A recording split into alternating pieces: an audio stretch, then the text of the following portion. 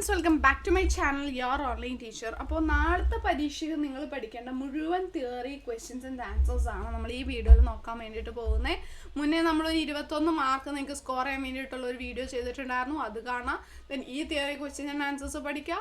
അപ്പോൾ തന്നെ നിങ്ങൾ പാസ്സാകും എന്നുള്ള കാര്യത്തിൽ യാതൊരു സംശയമില്ല കേട്ടോ. പാസ് മാർക്ക് മിസ് ഉറപ്പിച്ച് വന്നിട്ടുണ്ട്. ബാക്കിയെല്ലാം നമുക്ക് ഇനി വരുന്ന വീഡിയോസിലായിട്ട് മെയിൻ എക്സാമിന് മുന്നേ ആയിട്ട് അടിപൊളിയാക്കി അതും റെഡിയാക്കാം. ഓക്കെ, സോ നമ്മൾ ഫസ്റ്റ് പഠിക്കേണ്ടത് അക്കൗണ്ടിങ്ങിൻ്റെ ഡെഫിനീഷനാണ്. അത് പഠിക്കാത്തതായിട്ട് ആരും ഉണ്ടാവില്ലല്ലോ, സോ അത് സെപ്പറേറ്റ് പറയേണ്ട ആവശ്യമില്ല, അതൊന്ന് പഠിച്ചു വെച്ചേക്കാം. ദെൻ ഒബ്ജക്റ്റീവ്സ് ഓഫ് അക്കൗണ്ടിങ്, എന്തിനു വേണ്ടിയിട്ടാണ് അക്കൗണ്ടിങ് ചെയ്യുന്നത് എന്നുള്ളത് 4 മാർക്കിന് ചോദിക്കാവുന്ന ഒരു ചോദ്യമാണ്. ബിസിനസ്സിൻ്റെ രേഖകളെല്ലാം റെക്കോർഡ് ചെയ്യുന്നതിന് വേണ്ടിയിട്ടും ലാഭനഷ്ടങ്ങൾ കണക്കാക്കുന്നതിന് വേണ്ടിയിട്ടും ഫൈനാൻഷ്യൽ പൊസിഷൻ സാമ്പത്തിക സ്ഥിതി മനസ്സിലാക്കുന്നതിന് വേണ്ടിയിട്ടും യൂസേഴ്സിന് വിവിധ ഉപയോക്താക്കൾക്ക് വിവരങ്ങൾ ലഭ്യമാക്കുന്നതിന് വേണ്ടിയിട്ടാണ് അക്കൗണ്ടിങ് നമ്മൾ പ്രിപ്പയർ ചെയ്യുന്നത്. പിന്നെ പല തരത്തിലുള്ള കൺസെപ്റ്റുകളുണ്ട്, എല്ലാ കൺസെപ്റ്റും പഠിക്കണം. സിമ്പിളായിട്ട് എല്ലാത്തിനും പറ്റിയിട്ട് ഒറ്റ ഒരു വരിയിൽ മിസ് പറഞ്ഞു തരാം. ബിസിനസ് എൻറ്റി കൺസെപ്റ്റ് എന്ന് പറഞ്ഞാൽ ബിസിനസ്സും അതിൻ്റെ ഓണറും സെപ്പറേറ്റ് എൻറ്റിറ്റിയാണ്. മണി മെഷർമെൻറ്റ് കൺസെപ്റ്റ്, പണത്തിൻ്റെ രൂപത്തിൽ നമുക്ക് അളക്കാൻ പറ്റുന്നത് മാത്രമേ റെക്കോർഡ് ചെയ്യാൻ പാടുള്ളൂ. ഗോയിങ് കൺസേൺ കൺസെപ്റ്റ്, ഈ ആശയം അനുസരിച്ച് ബിസിനസ് സ്ഥാപനം അനിശ്ചിത കാലത്തേക്ക് ബിസിനസ് നീണ്ടു നിൽക്കും. അക്കൗണ്ടിങ് പീരീഡ് കൺസെപ്റ്റ്, ഒരു ബിസിനസ് സ്ഥാപനത്തിൻ്റെ കണക്കുകൾ വിലയിരുത്തി അതിൻ്റെ ഫലം നിർണ്ണയിക്കാൻ നമ്മളൊരു നിശ്ചിത സമയം നമ്മൾ നിജപ്പെടുത്തണം. ഡ്യുവൽ ആസ്പെക്റ്റ് പ്രിൻസിപ്പിൾ, ഇതനുസരിച്ച് ഓരോ ബിസിനസ് ട്രാൻസാക്ഷനും 2 ആസ്പെക്റ്റ് ഉണ്ട്, ഗിവിങ് ആസ്പെക്റ്റും റിസീവിങ് ആസ്പെക്റ്റും. വെരിഫയബിലിറ്റി ആൻഡ് ഒബ്ജക്റ്റിവിറ്റി പ്രിൻസിപ്പിൾസ് എന്ന് പറഞ്ഞിട്ടുണ്ടെങ്കിൽ നമ്മൾ ഇതിൽ റെക്കോർഡ് ചെയ്യുന്ന എന്തിനേയും തെളിയിക്കുന്നതിന് വേണ്ടിയിട്ടുള്ള തെളിവ്, വൗച്ചർ അല്ലെങ്കിൽ എന്തെങ്കിലും തെളിവ് നമ്മുടെ കയ്യിലുണ്ടാവണം. റവന്യൂ റെക്കഗ്നീഷൻ പ്രിൻസിപ്പിൾ, വരുമാന നിർണയ തത്വം, എപ്പോഴാണോ ഗുഡ്സിൻ്റെ ടൈറ്റിൽ ആ ഓണർഷിപ്പ് സെല്ലറിൽ നിന്ന് ബയ്യറിലേക്ക് മാറുന്നത് അപ്പോൾ നമ്മൾ റവന്യൂ കിട്ടി എന്ന് പറഞ്ഞ് കണക്കാക്കണം, അല്ലാതെ പൈസ കിട്ടുമ്പോഴല്ല.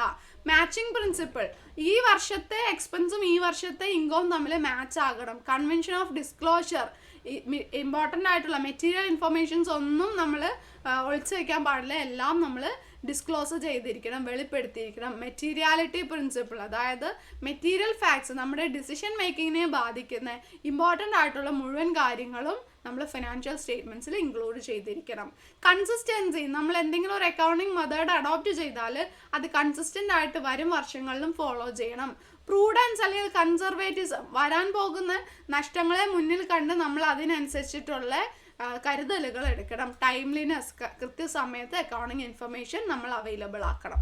Okay, basis of what are the 2 basis of accounting 2 മാർക്കിന് ചോദിക്കാവുന്ന ഒരു ചോദ്യമാണ്. ക്യാഷ് ബേസിസും ഉണ്ട്, അക്രൂവൽ ബേസിസും ഉണ്ട്.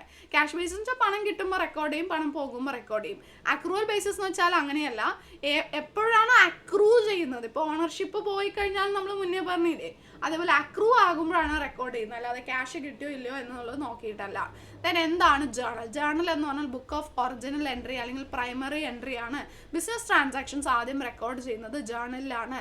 ജേണലിലെ പല പല ക്ലാസിഫിക്കേഷൻസ് ആണ്. Cash book, purchase book, purchase returns book, sales book, sales returns, bills receivable, bills payable book, journal proper.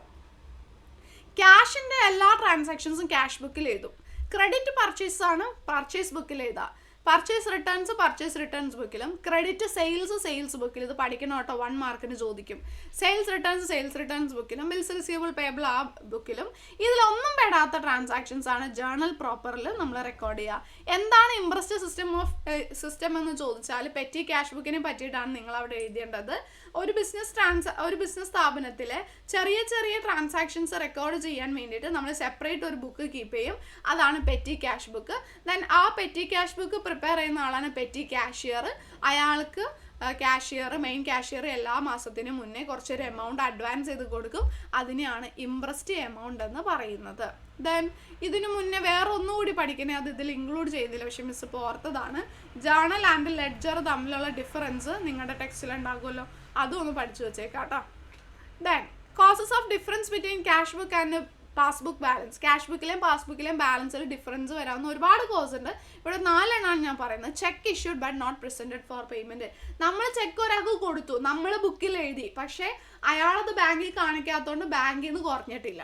Then cheque paid in but not credited by bank. നമുക്ക് cheque കിട്ടി, നമ്മൾ cash ബുക്കിൽ check കിട്ടി എന്ന് പറഞ്ഞ് എഴുതി വെച്ചു, ബാങ്കിലെ എമൗണ്ട് വന്നു എന്ന് പറഞ്ഞ് എഴുതി, പക്ഷേ ആ ചെക്ക് നമ്മൾ ബാങ്കിൽ കൊടുത്തിട്ട് ബാങ്ക് അത് കളക്ട് ചെയ്ത് നമ്മുടെ അക്കൗണ്ടിലേക്ക് പണം ഇട്ടിട്ടില്ല.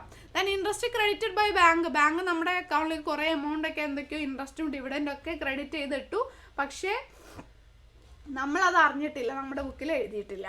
അതുകൊണ്ടൊക്കെ ഡിഫറൻസ് വരും. Then bank charges debited in the passbook. പാസ്ബുക്കിൽ ബാങ്ക് ചാർജ് എന്ന് പറഞ്ഞ് അവരൊരു എമൗണ്ട് ഡെബിറ്റ് ചെയ്തു, നമ്മളത് അറിഞ്ഞിട്ടുണ്ടായില്ല, അതുകൊണ്ട് നമ്മൾ ക്യാഷ് ബുക്കിൽ എഴുതിയിട്ടുണ്ടായിരുന്നില്ല. ഇങ്ങനെയുള്ള പല പല കാരണങ്ങൾ കൊണ്ടാണ് ക്യാഷ് ബുക്കിലെയും പാസ്ബുക്കിലെയും ബാലൻസുകളിൽ വ്യത്യാസം വരാവുന്നത്. ഒത്തിരി ഉണ്ട്, ഇതിലൊരു 4 ഞാനിവിടെ പറഞ്ഞത്. ഇത് വളരെ പ്രധാനപ്പെട്ട 1 വേർഡ് ക്വസ്റ്റ്യൻസ് ആണ്. പാസ്ബുക്ക് പ്രിപ്പയർ ചെയ്യുന്നത് ആരാണ്? ബാങ്ക് ആണ്. പക്ഷേ ബാങ്ക് റീകൺസിലേഷൻ സ്റ്റേറ്റ്മെന്റ് പ്രിപ്പയർ ചെയ്യുന്ന ആരാണ്? കസ്റ്റമർ, അല്ലെങ്കിൽ ട്രേഡർ, ബിസിനസ്മാൻ എന്നൊക്കെ ഏതെങ്കിലും ഒരു ഓപ്ഷൻ കണ്ടാൽ അത് വേണം എടുക്കാൻ വേണ്ടിയിട്ട് കേട്ടോ. ദെൻ ഇത് വളരെ ഇമ്പോർട്ടൻ്റ് ആണ്. ക്യാഷ് ബുക്കിലെ ഡെബിറ്റ് ബാലൻസും പാസ്ബുക്കിലെ ക്രെഡിറ്റ് ബാലൻസ് എന്ന് പറയുന്നത് ഫേവറബിൾ ബാലൻസ് ആണ്. പക്ഷേ ക്യാഷ് ബുക്കിലെ ക്രെഡിറ്റ് ബാലൻസും പാസ്ബുക്കിലെ ഡെബിറ്റ് ബാലൻസ് എന്ന് പറഞ്ഞാൽ അൺഫേവറബിൾ ബാലൻസ് ആണ്, ഒരു തവണ ചോദിച്ചിട്ടുള്ളതാണ്. Then what are the objectives of preparing trial balance. Trial ബാലൻസിന് എന്ത് വേണ്ടിയിട്ടാണ് പ്രിപ്പയർ ചെയ്യുന്നത്? മുന്നേ നമ്മൾ പറഞ്ഞിരുന്നല്ലോ. Okay. Then different errors. Principles തെറ്റിച്ചാലുള്ള എറേഴ്സ് ആണ് എറേഴ്സ് ഓഫ് കമ്മീഷൻ. എന്തെങ്കിലും വിട്ടുപോയാലുള്ളതാണ് errors of omission. Errors of commission അതല്ല, എറേഴ്സ് ഓഫ് കമ്മീഷൻ എമൗണ്ട് തെറ്റിപ്പോയി. ഓക്കെ, എമൗണ്ട് തെറ്റിപ്പോയി, ടോട്ടൽ ചെയ്ത് തെറ്റിപ്പോയി, അങ്ങോട്ടും ഇങ്ങോട്ടും റെക്കോർഡ് ചെയ്ത് പോസ്റ്റ് ചെയ്ത് തെറ്റിപ്പോയി, അതാണ് എറേഴ്സ് ഓഫ് കമ്മീഷൻ.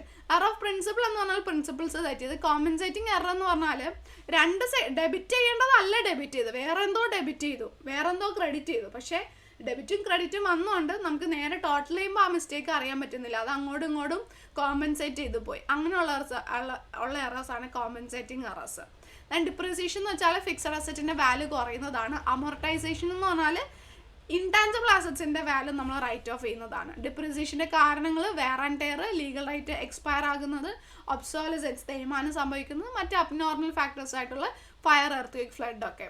എന്തിനാണ് ഡിപ്രീസിയേഷൻ ചാർജ് ചെയ്യുന്നത്? ബിസിനസിൻ്റെ റിയൽ റിസൾട്ട് അറിയാൻ, ഫൈനാൻഷ്യൽ പൊസിഷൻ അറിയാൻ, ഫിക്സഡ് അസറ്റ് റീപ്ലേസ് ചെയ്യാനുള്ള ഫണ്ട് കണ്ടെത്താൻ, കോസ്റ്റ് ഓഫ് പ്രൊഡക്ഷൻ അറിയാൻ, പ്രോഫിറ്റിൽ നിന്ന് മാത്രം എടുത്ത് ഡിവിഡൻഡ് ഡിസ്ട്രിബ്യൂട്ട് ചെയ്യാൻ, ടാക്സബിൾ ഇൻകം അറിയാനും ലീഗൽ റിക്വയർമെൻറ്റിന് വേണ്ടിയിട്ടും.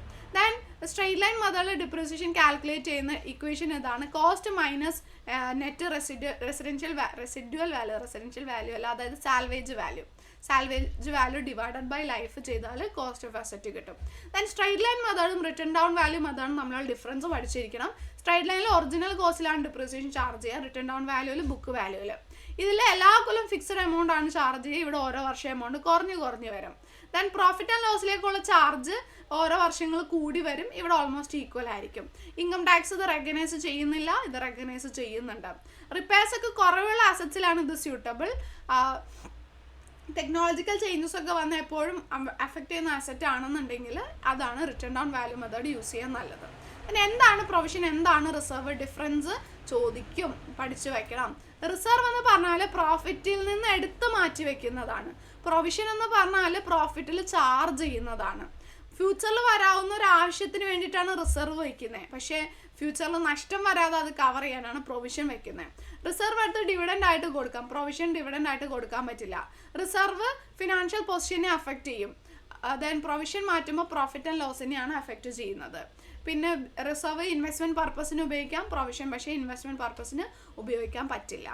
എന്തിനാണ് ട്രേഡിംഗ് അക്കൗണ്ട് പ്രിപ്പയർ ചെയ്യുന്നത്? ട്രേഡിംഗ് അക്കൗണ്ട് പ്രിപ്പയർ ചെയ്യുന്നത് ട്രേഡിംഗ് റിസൾട്ട് അറിയാനും ഫൈനാൻഷ്യൽ പൊസിഷൻ അറിയാനും ഫൈനാൻഷ്യൽ പെർഫോമൻസ് അറിയുന്നതിന് വേണ്ടിയിട്ടാണ്.